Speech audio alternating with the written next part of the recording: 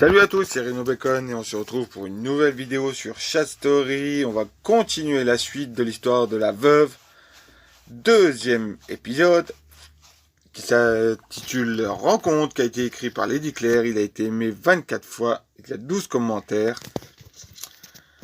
Petit résumé de Veuve Noire, épisode 2. La peur est un sentiment que Rachel n'a jamais connu. Comment va-t-elle s'en tirer ? J'ai peur. Ce gars est de la police. Et s'il sait qui je suis? Non. Impossible. Faut que je fasse diversion. Du coup, tu es de la police? Oui, c'est exact. Tu es lieutenant? Oui. Je crois que je t'ai vu hier. À la télé. Oui, tu m'as vu. Il baisse les yeux comme s'il avait honte. Oui, je le suis fait sermonner après ça. Je me suis fait sermonner après ça. Oula, elle a dû se planter quand elle a écrit ça. Tu as donné des informations à des journalistes et ils t'en veulent pour ça. Oui, on n'a pas le droit de parler aux médias normalement. Pourquoi? Le tueur pourrait voir les infos et paniquer. Je veux dire la tueuse. T'as l'air d'une fan.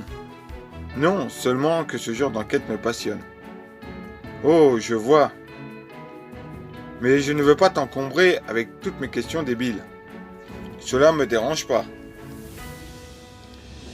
Après avoir passé un rendez-vous plutôt agréable, il me propose de nous revoir.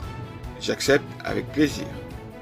Au début, je craignais cette rencontre, mais en fait, j'ai passé un moment agréable et il n'est pas assez méfiant pour me soupçonner.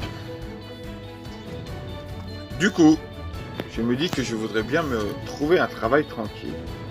Un travail assez tranquille pour tromper tous les profilers. Et je connais le travail parfait pour m'ôter de tout soupçon. Secrétaire, mais pas n'importe où.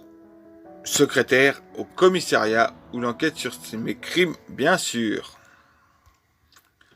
Cela fait plusieurs jours déjà que j'ai déposé ma candidature au poste de secrétaire du commissariat.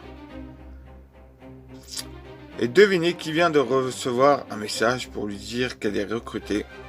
Moi. Je suis trop excité. Je commence lundi et je vais pouvoir voir Sébastien dans son habitat naturel. Oula, elle nous fait quoi elle? Oh, elle s'imprègne en fait de l'environnement de sa proie. Elle a complètement changé en fait. Elle a... Oh là là. Ouais. Elle va voir l'environnement de sa proie pour mieux le travailler, pour mieux l'attirer en fait. Je pense, hein. Je croise Sébastien dans les couloirs. Rachel? Que fais-tu là? Je voulais pas te le dire avant que ce soit annoncé officiellement, mais je suis la nouvelle secrétaire. Oh, c'est toi? Eh bien, on va se croiser souvent parce que tu es secrétaire dans mon service. Oh, je serais ravi de te croiser. Tu veux que je te fasse la visite? Mais vas-y, fais la visite de la tueuse dans ton commissariat. Vas-y, mon gars. Avec plaisir. Il me fait visiter tout le service sans oublier de m'indiquer son bureau, avant de me déposer à mon bureau. Merci beaucoup, Sébastien. J'ai passé un moment très agréable. Moi aussi, Rachel. À la fin de ma journée, alors que je m'apprête à partir, je décide de passer au bureau de mon jeune lieutenant. En me voyant arriver, il sourit. Alors, cette journée? Superbe! Tu veux boire un verre? Je finis dans... Il regarde sa montre et enchaîne. 2 secondes. Et voilà, j'ai fini. Je rigole. Il a un air fier et il fait un sourire mignon. Ce mec est tellement différent des autres. Après avoir bu quelques verres, il est déjà éméché. Ça me fait marrer. Tu tiens vraiment pas à l'alcool, toi. Oh zut, je suis démasqué. Je ne t'en veux pas. Tant mieux. Je vais t'appeler un taxi. Oh non, on s'amuse tellement. Il me propose de partager le taxi. Arrivé devant chez lui, il se tourne vers moi et me regarde en essayant de me faire un regard de tombeur. Il est pitoyable, mais ça le rend encore plus mignon qu'il n'est déjà. Je me ramollis. Ah, a-t-elle trouvé l'amour? A-t-elle trouvé la proie qui va la faire changer en fait? Elle va plus devenir une serial killer à mon avis, elle va peut-être tomber amoureuse du flic. Allez, descends. D'accord, madame. Il me vole un baiser avant de descendre. Décidément, je dois vraiment me remettre en selle, sinon il va me faire plonger. Je vois déjà les gros titres. La veuve noire arrêtée de tuer après être tombée amoureuse du lieutenant en charge de son enquête. Arrivé chez moi, je cherche de futures proies sur un site de rencontre. Salut Timmy, ça fait longtemps. Oh Rachel, c'est inattendu. Pourquoi donc? Une si belle jeune femme revient me parler. C'est exact. Enfin, d'après tes photos, tu n'es pas mal non plus.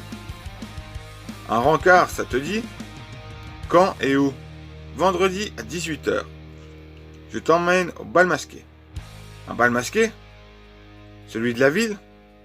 Bien sûr. Je viendrai avec plaisir. C'est tellement parfait. Le bal de la ville, je vais frapper fort. Très fort. J'ai fini de me préparer en avance tellement je suis impatiente et j'attends Timmy. Point de vue de Timmy. Je lui envoie un message pour la prévenir et elle sort presque immédiatement.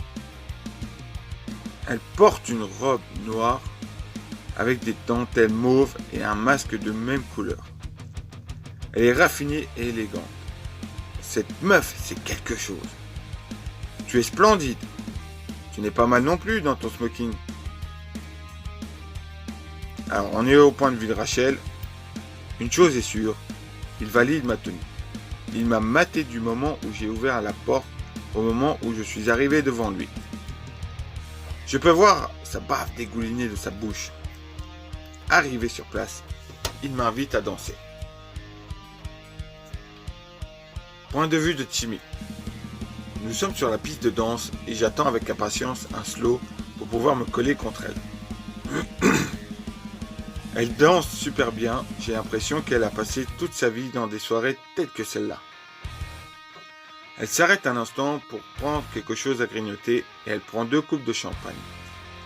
On trinque avant de retourner sur la piste pour le slow tant attendu. Point de vue de Rachel. J'entends un slow commencer et je vois dans ses yeux l'envie de m'inviter. Je le tire par le bras pour l'attirer vers la piste de danse avant de me coller à lui. Je pose ma tête sur son épaule. La plupart des filles trouvent ça mignon, mais moi, ça me répugne.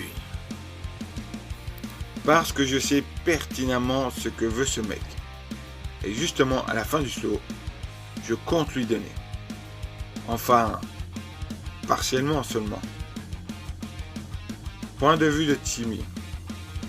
La fin du slow approche et elle a l'air absolument à l'aise. Elle pose ses mains sur ma nuque et m'embrasse avant de me glisser quelque chose à l'oreille. Ça te dirait qu'on se trouve à un endroit tranquille? Bien sûr. J'en connais l'endroit parfait. On sort discrètement de la salle de réception et elle me tire dans les couloirs jusqu'à une porte. Elle ouvre la porte sans même sourciller et rentre dans la pièce en souriant. La pièce est assez spacieuse, elle ressemble à un endroit pour les amoureux qui souhaitent finir en cachette leur soirée. Point de vue de Rachel. À mon avis, mon gars, tu ferais mieux de te tirer, Timmy, hein? Parce qu'à mon avis, c'est pas ça qu'elle veut faire, hein. Je l'ai emmenée jusqu'à la pièce que mon ami nous a préparée. Magnifique, c'est parfait. À peine rentré, il se jette sur moi et je le laisse faire. Il me porte jusqu'à un meuble et me pose dessus avant de commencer à me déshabiller. Je suis alors assise sur une sorte de commode dans laquelle il est censé se trouver un marteau fétiche. Son marteau fétiche. Je l'en trouve pendant qu'il enlève son t-shirt. À peine a-t-il fini d'enlever son t-shirt que je me suis saisi du couteau et lui tranche la gorge. Je le vois lentement s'écrouler par terre. Cette vue du sang qui coule m'apaise, mais il faut que je me dépêche avant d'être dérangé. Je lui grave sur le torse le nombre 14 avant de lui remettre son smoking. Et je le mets dans un coin de la pièce avant de sortir. Pourquoi le nombre 14, me diriez-vous? Mais c'est évident.